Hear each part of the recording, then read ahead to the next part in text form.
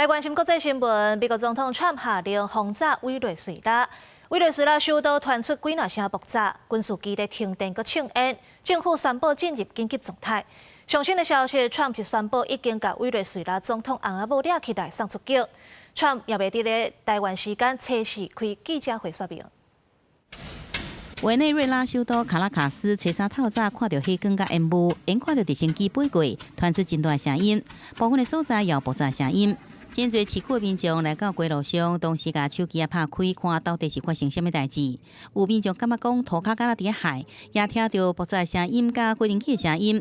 根据外国媒体报道，爆炸发生了后，市区真侪所在停电，不过车游玩会使自由驶过。 Mira, yo iba aquí en Chacao y hace como aproximadamente hora y media comenzaron a sentirse aviones volando y explosiones.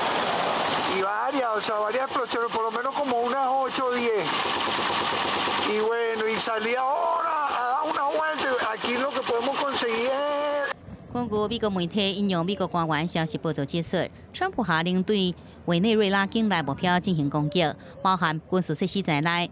因若爆炸发生了后，美国政府经由社群发表声明，讲包含卡拉卡斯抑个其他3个州拢发生攻击事件，国家进入紧急状态，要求全国各界动员，拒绝接受美国的军事侵略。 了，美国国家电视台也传出政府声明，讲美国安尼做违反联合国宪章，威胁国际和平也个稳定。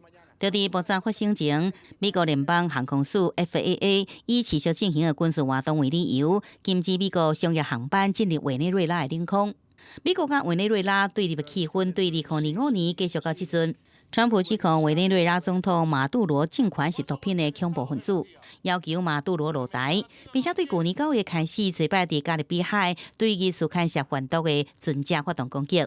顶礼拜，美国中情局对一个可能是伪造毒品卖运集团使用的码头区发动无人机袭击，这是两国对立以来头一摆地面的冲突。